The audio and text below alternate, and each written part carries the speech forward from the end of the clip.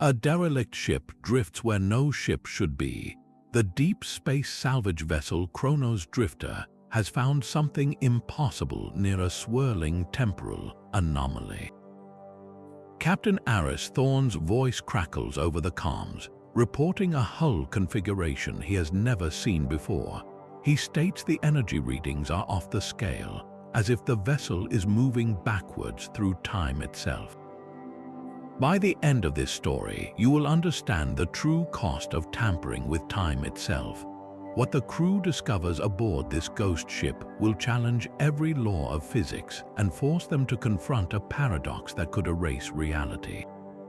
One question echoes from the silent ship, a warning on a loop about a cost that is everything. What would you sacrifice to save a future that has already forgotten you? The airlock seal broke with a hiss that sounded unnaturally loud in the absolute silence. Stepping onto the Aeternitas was like walking into a tomb that was also a museum of the impossible. The corridors were pristine, no sign of battle or decay, yet they were utterly devoid of life. Engineer Kayla Wren was the first to notice the strangeness in the ship's systems.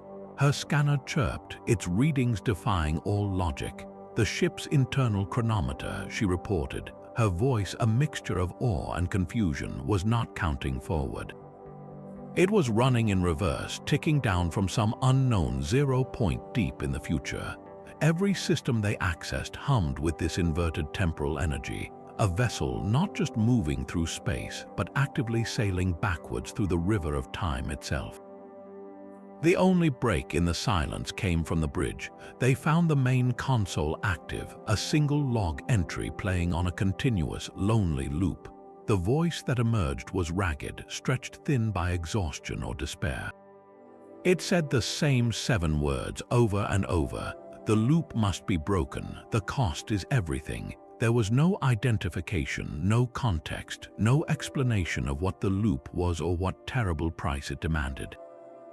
The message was a riddle wrapped in a warning, a ghost's whisper from a timeline that had not yet happened. With each repetition, the weight in the air grew heavier.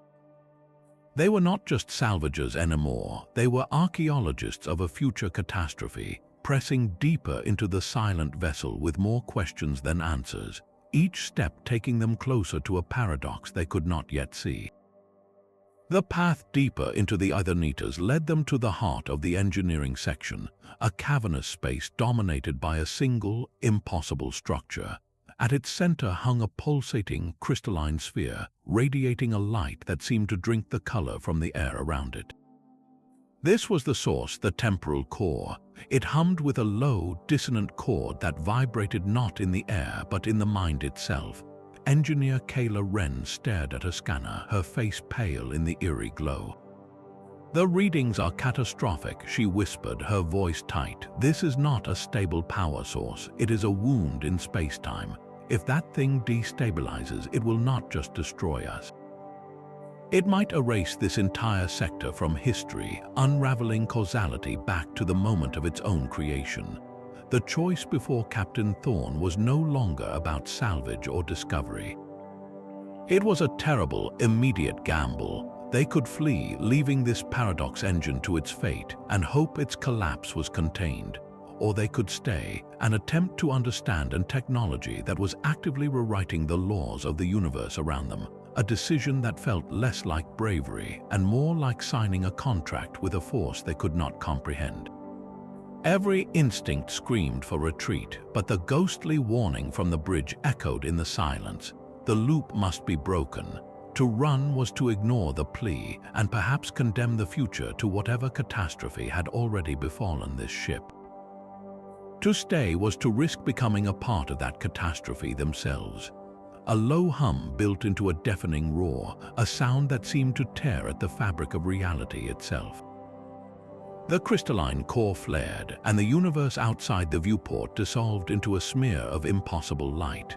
The stars did not streak past them. They streaked backwards, long ribbons of fire rewinding into pinpricks of light that then vanished into a deepening black. The deck plates shuddered violently underfoot, and Captain Aris Thorne's voice cut through the chaos, sharp with a command he had never before needed to give.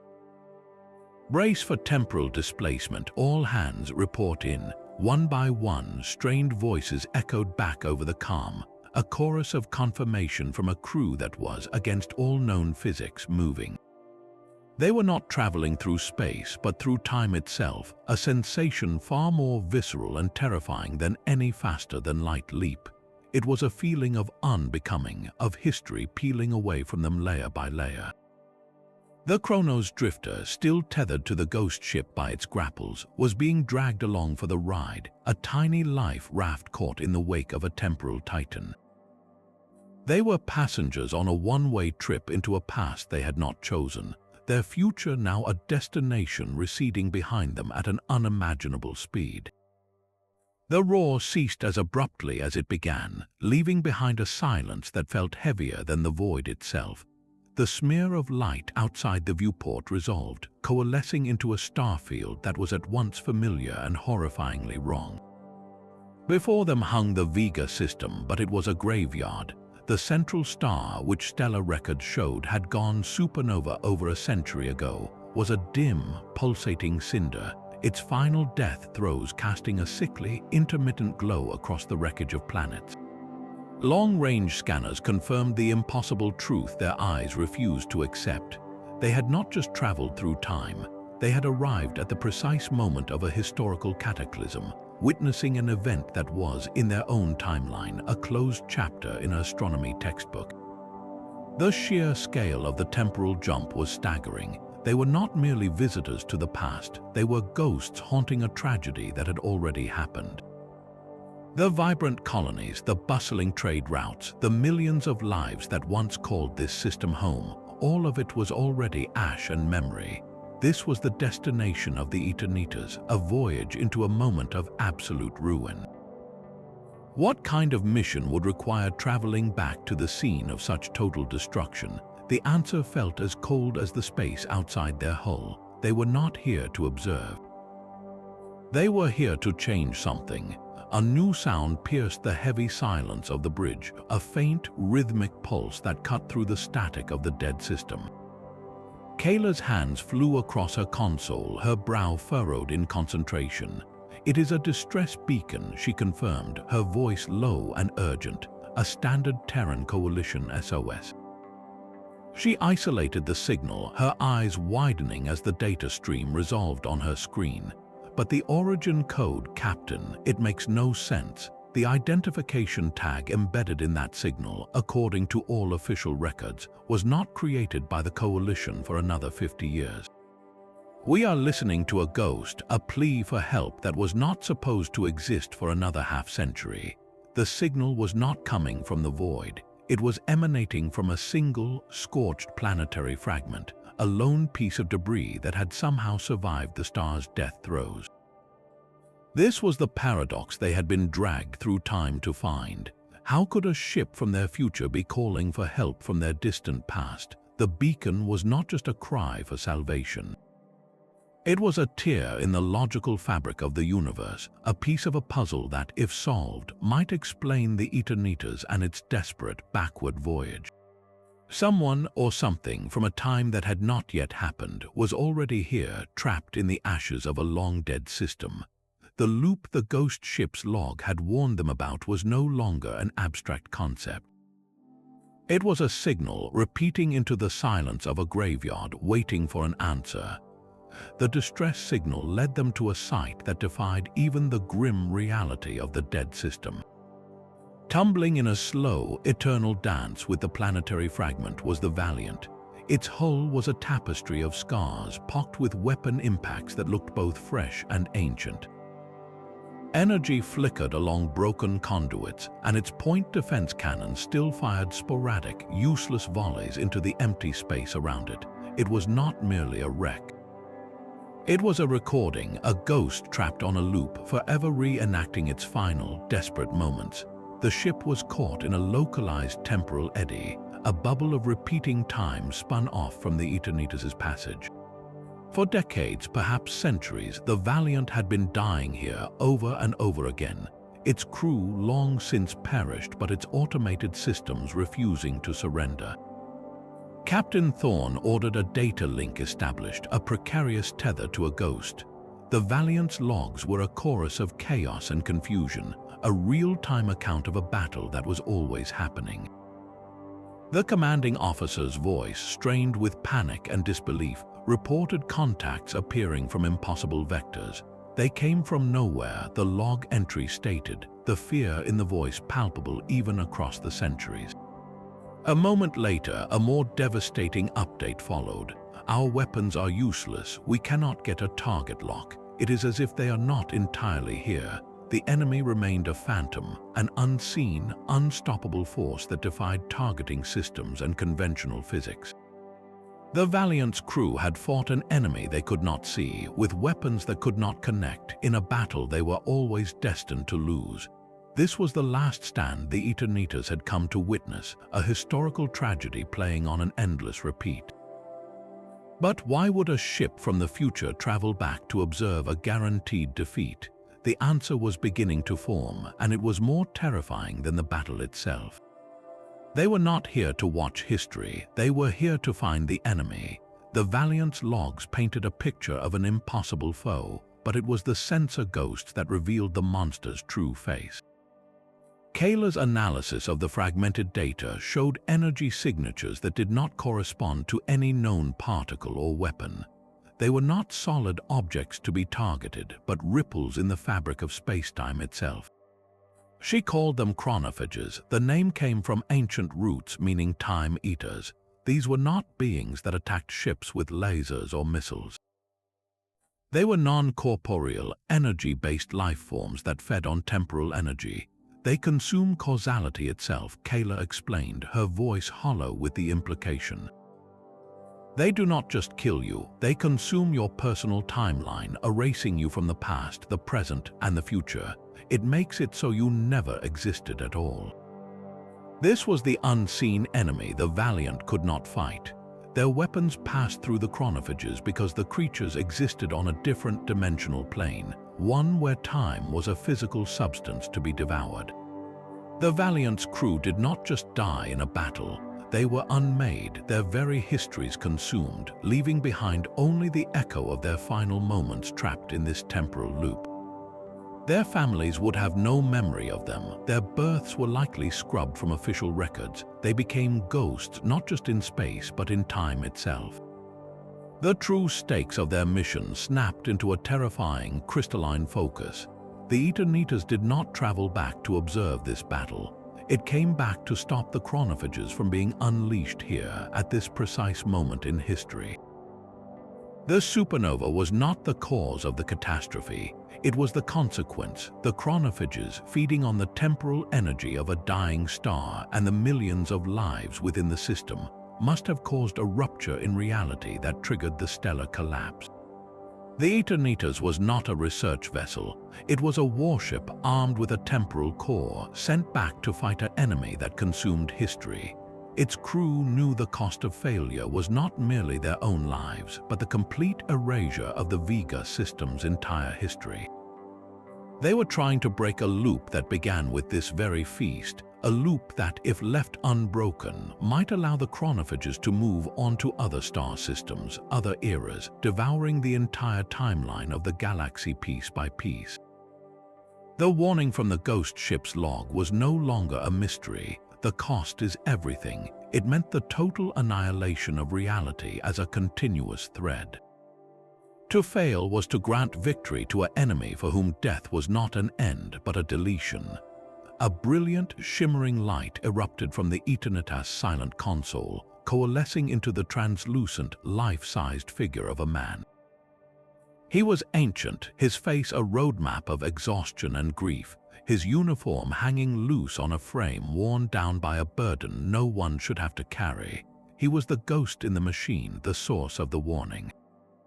His voice, though filtered through holographic static, carried the weight of absolute, desperate certainty. Do not attempt to destroy the chronophage in the present. The words hung in the air, a command that defied all instinct. You must go further back to its spawning ground. It is the only way. The image flickered and died, leaving the crew in a silence more profound than before. The directive was terrifyingly clear, yet it was a map with no landmarks. The present, this moment of the Valiant's endless death, was not the battlefield. It was merely a symptom. Attacking the Chronophage here, with its connection to the dying star's immense temporal energy, would be like trying to stop a flood by bailing out a single bucket of water. The creature would simply regenerate, its existence anchored not in this moment, but in a point of origin buried even deeper in the past. They had to find the source the very first moment this temporal predator began to feed. The captain from the future had given them a mission that felt like a suicide pact. To win, they had to dive even further back into a past that was unrecorded and unknown, to fight an enemy at the peak of its nascent power. The cost of failure was no longer just the erasure of the Vega system. It was the guarantee of that erasure, a future where the Aeternitas warning would be the only monument to a war that was lost before it even began. The hologram's directive hung in the air, a command to dive deeper into the abyss of time, but it was met with immediate and visceral resistance. Security Chief Vorik slammed a fist onto the console, the sharp crack of impact echoing through the bridge. "That thing is a cancer on reality." His voice was a low growl, stripped of all professional composure, his face a mask of pure dread. "We are not diving further into this madness. We are ending this now." He turned, his sidearm drawn and leveled not at a person, but at the main engineering console controlling the tethers to the Aeternitas. A single shot would sever the connection, stranding the ghost ship and its terrible core here in the graveyard of the past, but it would also destroy their only known way home. The rest of the crew froze, caught between the desperate plea of a future ghost and the very present, very real weapon in their security chief's hand. "You saw the logs," Vorik spat, his eyes wild, scanning the faces of his crewmates. "You heard what those things do. They do not kill you, they erase you. And that ship, that core, is their nest. We are not breaking a loop, we are feeding it. Every second we are connected to that abomination, we risk drawing their attention. We risk being unmade." His argument was built on a foundation of primal fear, a logic that screamed for self-preservation above all else. To him, the Aeternitas was not a weapon sent to fight a war. It was the very plague itself, a pathogen they had foolishly brought with them. Destroying it was not sabotage, it was a quarantine, a desperate act of sterilization to save themselves and perhaps all of causality from a contagion that consumed time. The standoff was absolute. On one side, a captain holding the fragile hope of a future captain's plan. On the other, a security chief holding a gun and the terrifyingly simple solution of destruction. The fate of two ships and perhaps all of history balanced on the edge of a single, panicked decision. The air on the bridge was thick enough to taste, a metallic blend of fear and ozone. Vorik's weapon remained leveled, a stark symbol of a future about to be erased by panic. Captain Aris Thorne did not move, his voice cutting through the tension with a calm that felt more dangerous than any shout. "Stand down, Chief, that is not a request." He did not look at the gun. He looked at Vorik's eyes, seeing the terror there and speaking directly to the man beneath it. "You are right to be afraid, we all are, but destroying our only way home does not save us. It just makes our deaths permanent. That single shot would not break the loop. It would cement it, leaving the Chronophage to feed and ensuring the Aeternitas' future, and likely their own, would be written in erased ink." Vorik's hand trembled, the weight of the moment pressing down on him. Then a spark from the Aeternitas console, followed by a cascade of alarms. Vorik's single shot had not severed the tether, but it had damaged the delicate interface, causing a feedback surge that was now destabilizing the ghost ship's temporal core. The low hum began to build again, but this time it was ragged, unbalanced. They had seconds, not minutes. Kayla's hands flew across her station, her voice tight. "The core is overloading. We cannot stop it, but I can channel the energy. We can use the surge for one last jump." She looked at Thorne, her expression grim. "But it will be uncontrolled, a blind leap. Aris Thorne's gaze swept across his crew, from Kayla's determined face to Vorik's shattered one. There was no time for debate, no room for second guesses. He made the only choice left: do it, route all remaining power to the core, set the coordinates from the future captain's warning. We are not just salvagers anymore. We are the only ones who can fix this. The decision was a leap of faith into absolute darkness, a gamble that the ghost from the future had given them the one key they needed. The deck plates shuddered violently as the damaged core flared, its light burning a tortured white. The starfield outside the viewport did not rewind into ribbons this time.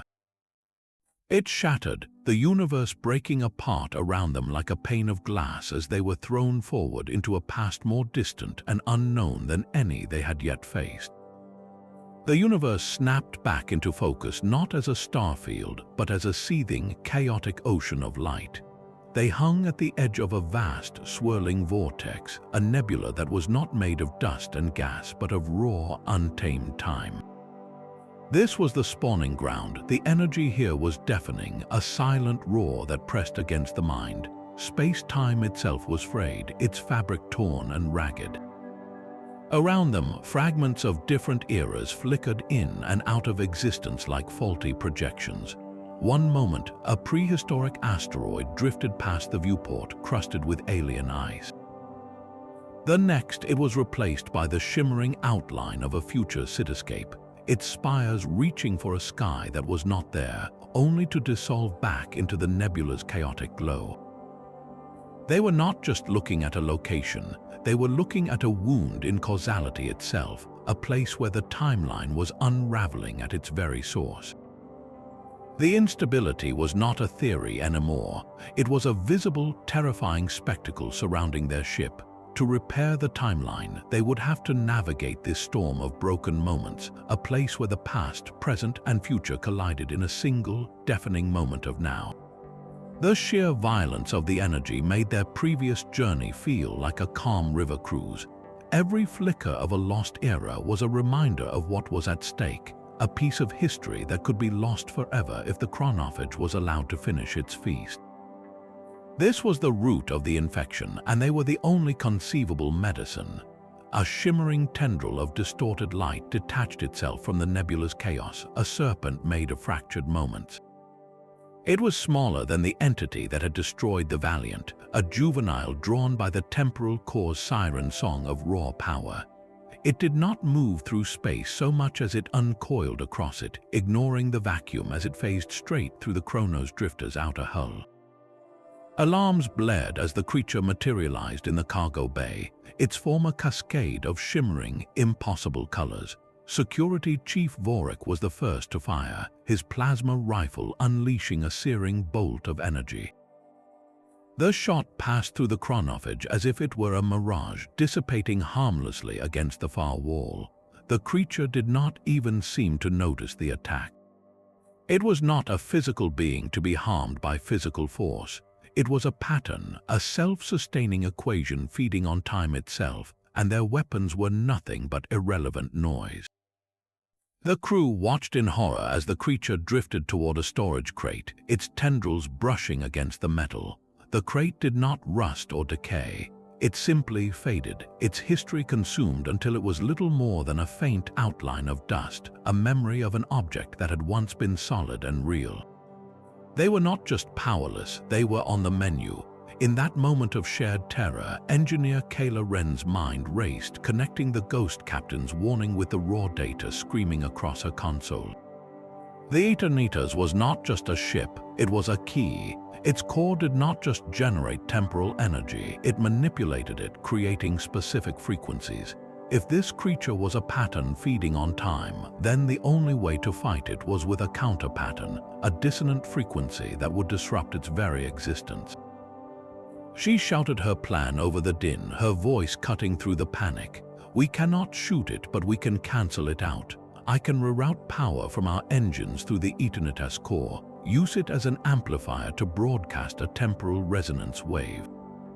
It is like finding the exact note that shatters a glass. We have to find the frequency that shatters that thing. The plan was a desperate long shot, a theory built on the edge of annihilation. Captain Thorne gave the order without hesitation. Do it. The ship shuddered as Kayla rerouted systems, forging a precarious bridge between their vessel's power and the ghost ship's impossible technology. A low hum built, different from the core's destructive roar. This was a precise, piercing tone that seemed to vibrate in their very bones. They watched the viewscreen as the wave, invisible to the naked eye, washed over the Chronophage. The creature recoiled, its beautiful, terrifying form beginning to jitter and stutter like a corrupted file. The colors bled together, the tendrils of light fracturing into incoherent static. For a single, silent moment, the Chronophage seemed to fold in on itself, and then it simply dissipated. It did not explode or die. It unwrote itself, its pattern unraveled by a song it could not abide. The cargo bay was empty, save for the ghost of a crate that was no longer there. They stood in stunned silence, the only sound the fading hum of the resonance wave. They had done it. They had not just survived an encounter, they had proven the enemy could be fought. They had found a weapon in the heart of the madness, a sliver of hope carved from the bones of a ghost ship. The path forward was no longer a blind leap into darkness, but a deadly symphony they had just learned how to conduct. Their victory over the juvenile Chronophage was a brief, desperate spark in an overwhelming darkness. Following the dissipating energy signature of the creature back to its source, the Chronos Drifter navigated the turbulent currents of the nebula, its scanners finally locking onto a structure that should not have been there. It was a research station, ancient and battered, clinging to a stable pocket of reality like a barnacle on a sinking ship. Its design was unmistakably Terran Coalition, but of a vintage that predated their own by generations. Docking was a silent, ghostly affair. The station's airlock cycled open to reveal a lone figure, a woman whose face was a landscape of profound exhaustion and regret. She introduced herself as Dr. Ilara Vess, the sole survivor of the Prometheus research outpost. Her voice was a dry whisper as she confessed the truth that shattered their understanding of everything. "I built the Temporal Core," she said, her eyes fixed on some distant, painful memory. "My world was dying, caught in the path of a gamma-ray burst. I thought I could rewind time just for my planet, just enough to avert the disaster.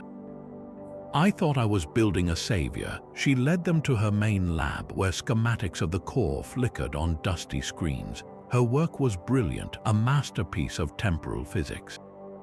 But her voice broke as she gestured to the chaotic nebula outside the viewport. The core did not just rewind time, it fractured it. It created a feedback loop, a self-sustaining paradox that gave birth to a new form of life. The Chronophage is not some ancient cosmic horror.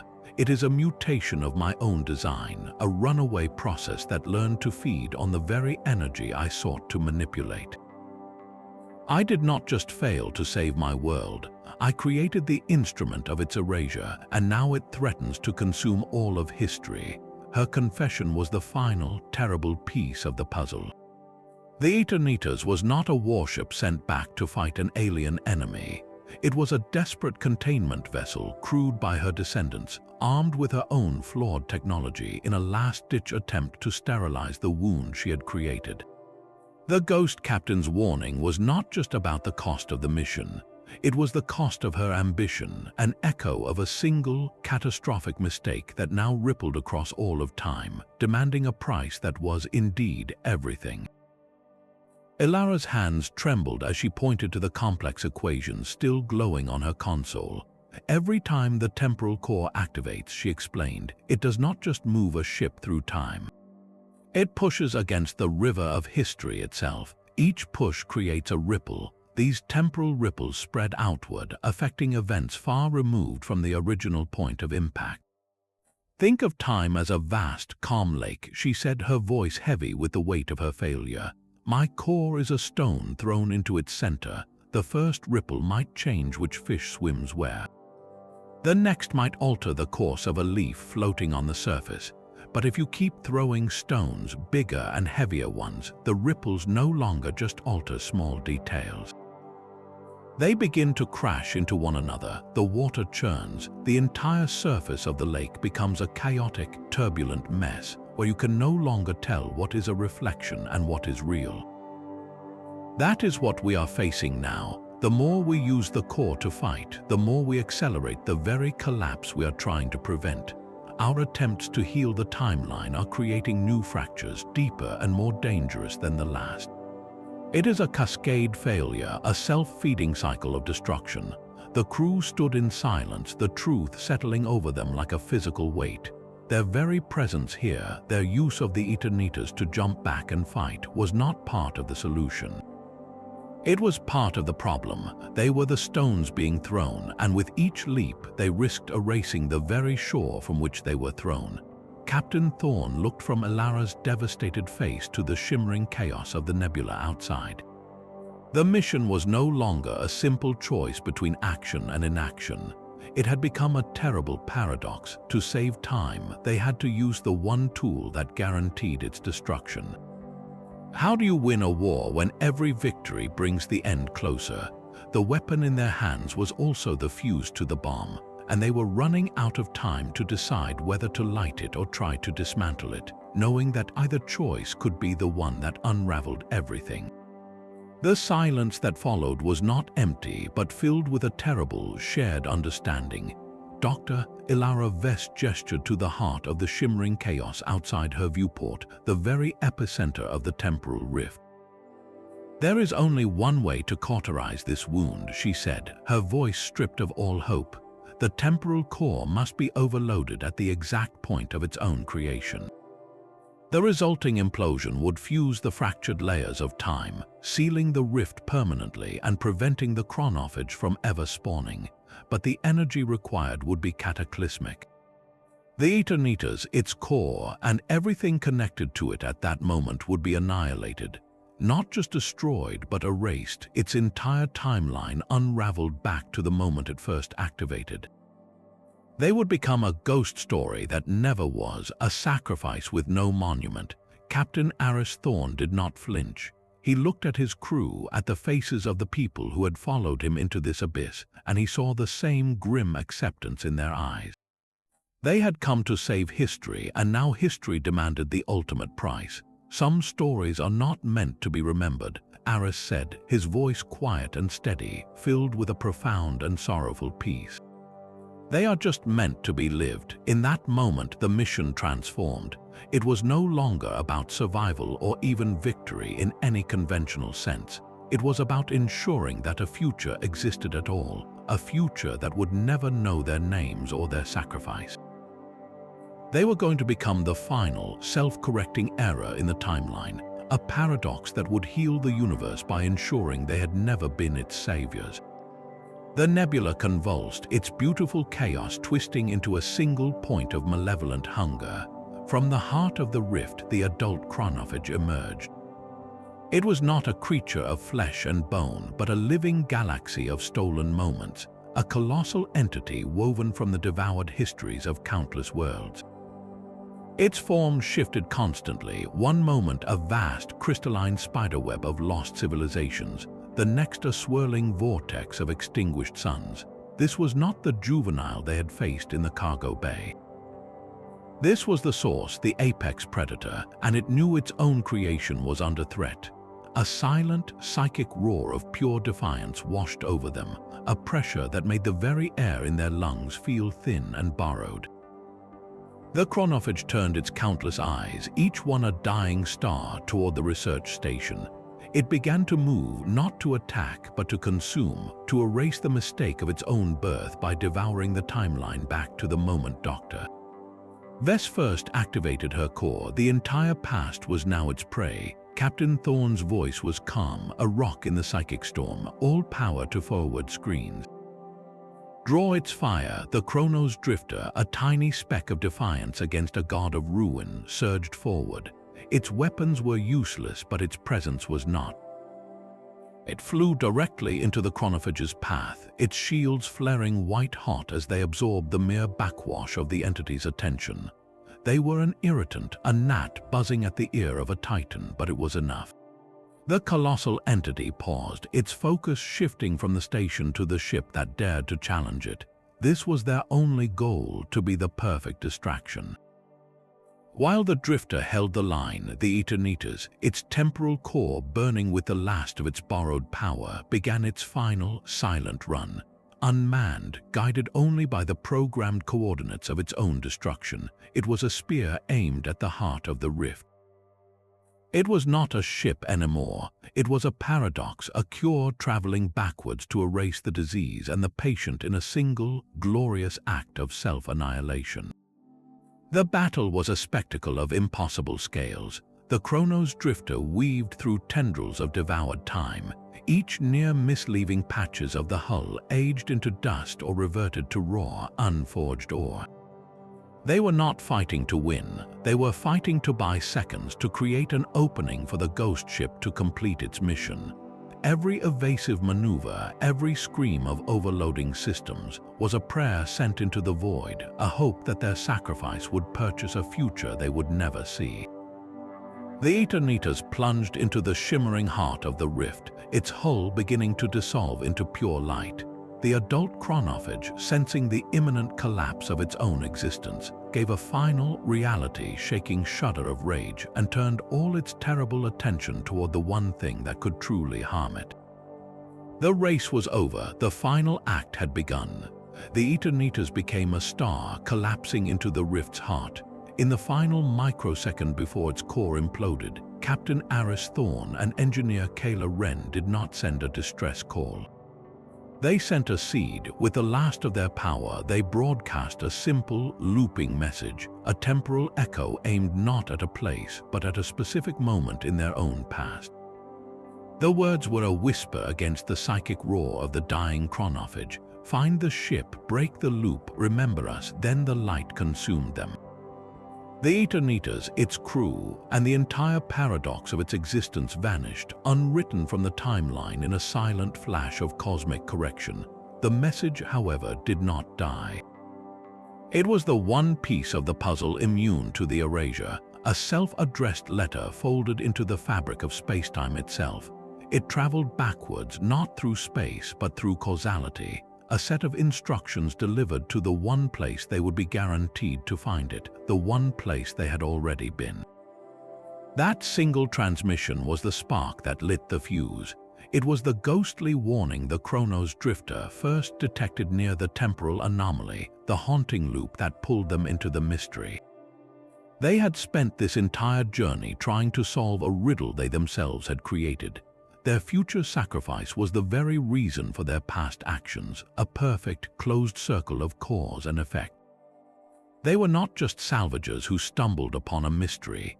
They were the architects of their own mission, the authors of the very clues that would lead them to their end. The loop was not broken by avoiding their fate, but by fulfilling it with full knowledge of the cost. Their final act was not an ending, but the only possible beginning. They ensured their own journey would happen so that they could ensure it would end. In that final, silent sacrifice, they became less than a memory and more than a legend. They became a fixed point, the hidden keystone holding up the entire arch of history, a story that had to be forgotten for everything else to be remembered. Reality dissolved into a silent, white flash. For a single, impossible heartbeat, everything was gone. Then, the universe began to stitch itself back together, but it was a frantic, chaotic process. The world outside the Chronos Drifter's viewport did not simply reappear. It rewound. Moments from their own desperate journey played out in reverse, a silent film hurtling backwards through its reel. They saw the research station not as a ruin, but as a pristine facility, its lights blinking out one by one as it undocked and vanished. They watched the nebula of fractured time not collapse but unravel, its beautiful, terrible colors retracting into a single, stable point of light that then winked out of existence. The ghost of the Valiant's final battle flickered and was gone. Its erased crew granted a final, silent moment of peace before their history was restored. It was the timeline itself attempting to correct the catastrophic error, healing the wound by removing the cause and every single effect. The crew of the Drifter were the only witnesses, the sole memory of a war that was being systematically deleted from the cosmic record. They were an anomaly, a loose thread in a tapestry that was weaving itself shut around them. The ship shuddered violently, not from an impact, but from the universe reasserting its own laws. The very laws they had just broken to save it. A profound silence fell, deeper than any they had experienced in the void. The chaotic light show was over. The viewport showed only the familiar, comforting blackness of deep space, dotted with the steady, unmoving pinpricks of distant stars. The Vega system was gone, not as a graveyard, but as it should have been all along, a vibrant, living sector with a stable sun. Their scanners confirmed it. The supernova had never happened. The millions of lives that were ash and memory were now simply lives. They had done it.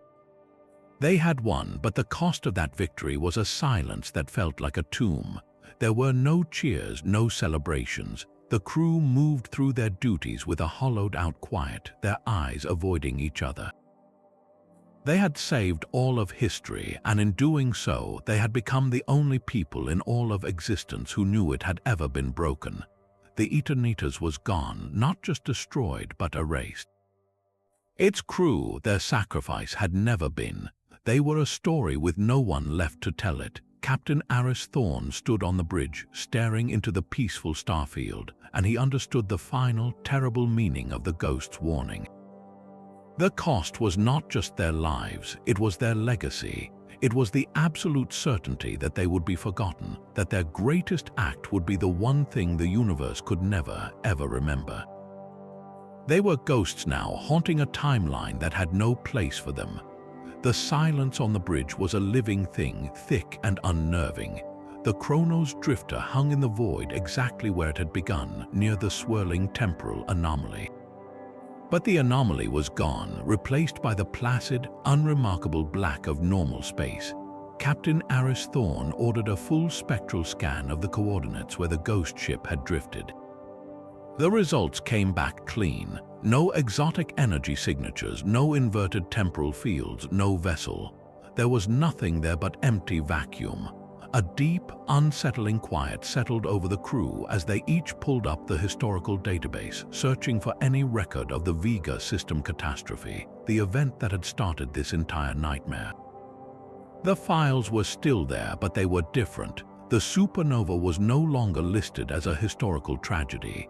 The entry now described the Vega system as a vibrant hub of interstellar trade, its star stable, its colonies thriving for centuries. The millions of deaths, the graveyard of planets, the Valiant's last stand, all of it had been scrubbed from existence. The proof of their ordeal, the very reason for their journey, had vanished as if it were a dream. They had succeeded, and the universe had gratefully accepted the gift, erasing every trace of the wound they had healed. The victory felt hollow, a secret too large to share and too terrible to bear alone. They were the sole keepers of a truth that had no place in this new, peaceful timeline, living ghosts in a world they had saved from itself. For 3 days, no one on the Chronos Drifter spoke of the mission. They performed their duties, they ran system diagnostics, and they pretended the silence in their minds was just the quiet of deep space. It was engineer Kayla Wren, unable to let the ghost rest, who finally broke the unspoken pact.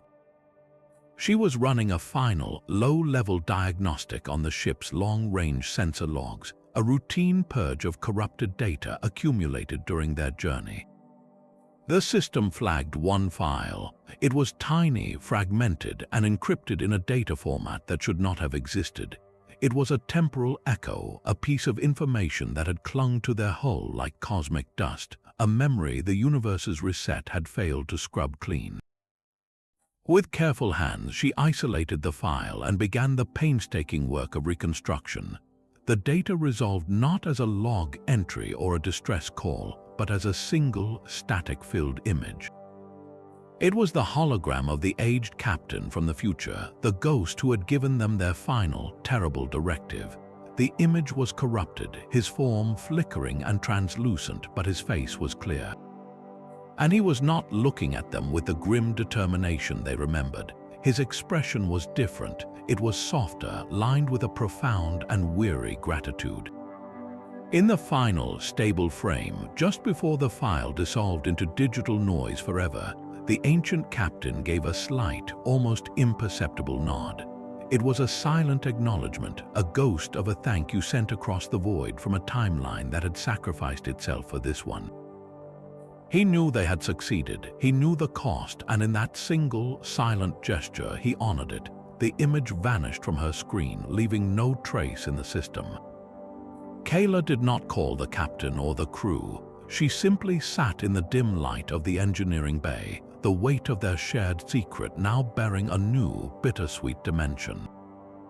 They were not just forgotten saviors, they were seen. The echo was proof that their sacrifice had been witnessed, that the loop had not just been broken, but completed with a final, graceful click.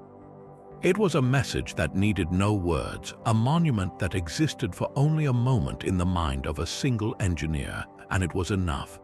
The weight of their secret became the new gravity on the ship, an invisible force that bent every conversation and haunted every silence. They returned to their duties, to the mundane routines of a deep space salvage vessel, but they were different people now. They had walked through a fire that had left no mark, carrying the ashes of a forgotten war in their minds. Captain Aris Thorne would find himself staring at a star chart, his finger tracing the vibrant, living trade routes of the Vega system, and a cold shiver would run down his spine.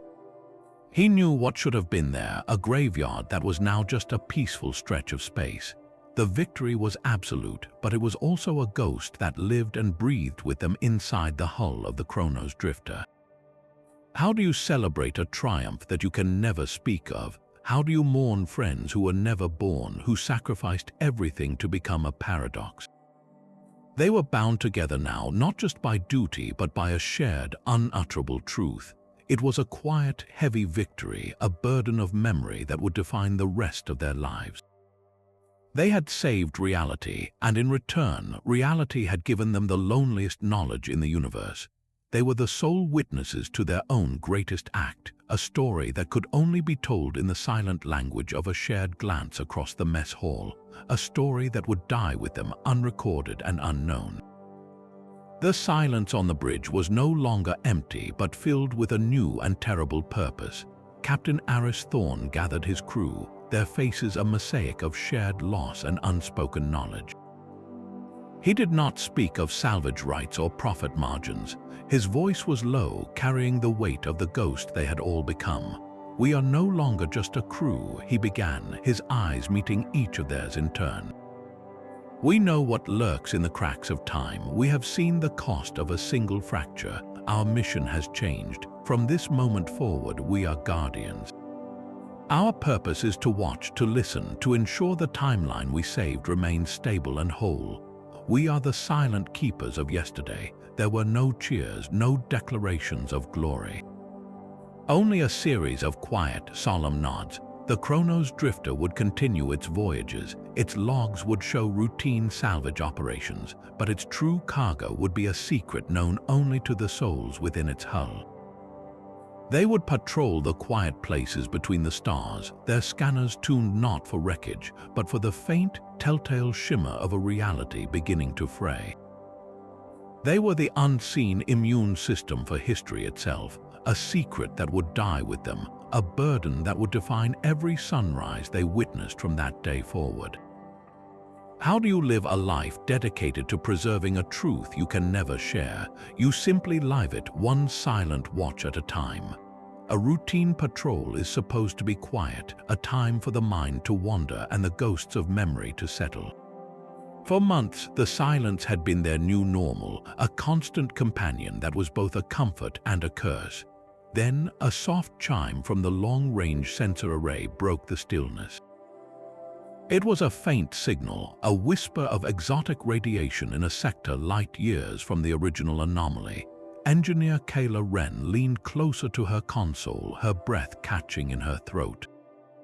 The energy signature was small, a mere flicker compared to the gaping wound they had once faced, but its harmonic frequency was unmistakably familiar.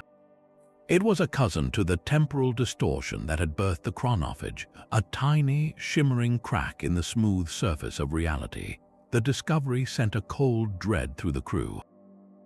Had their desperate act of salvation created a new problem? When you seal one crack in a dam, does the pressure simply find another, weaker point to exploit? Or was this a revelation far more terrifying, a sign that time itself was not a sturdy, linear structure but a delicate tapestry, and their very presence as time travelers had introduced a fundamental instability, a weakness that was now spreading? This new anomaly was not a weapon or a monster, it was a symptom. It was a quiet, insistent question mark hanging in the void, asking them if a guardian's touch, however well-intentioned, might itself be a kind of contamination. The silent war was not over. It had simply changed its shape, and they were once again the only ones who could see the battlefield. The Chronos Drifter moves on, a solitary sentinel in the vastness of space. Its hull shows no new scars, its logs record only routine operations, but its crew carries a silence that speaks volumes. They are forever changed by the ghost ship, by the paradox they became and then unmade. They move through the familiar corridors of their vessel, but their eyes are fixed on a horizon only they can see, watching for the faintest shimmer of a crack in the world. In his quarters, Captain Aris Thorne opens a private log, his voice a low murmur against the hum of the ship's engines. "We saved time," he reflects, the words heavy and slow but lost our place in it. The Vega system thrives, its people live and love, completely unaware of the graveyard that once was, of the sacrifice that bought their peace. We are ghosts in the machine of history, the only ones who remember the disease because we were the cure. He pauses, the weight of the universe pressing down on a single human thought. Perhaps that is the price of playing God with clocks. To fix time, you must step outside of it. To save everything, you must become nothing. The log entry ends not with a command or a plan, but with a quiet acceptance. The ship continues its endless patrol, a tiny speck of consciousness adrift in an ocean of stars, its crew bound by a haunting, endless responsibility. They are the keepers of a secret that protects all of reality, a truth that demands they live as echoes in a world they can never truly call their own.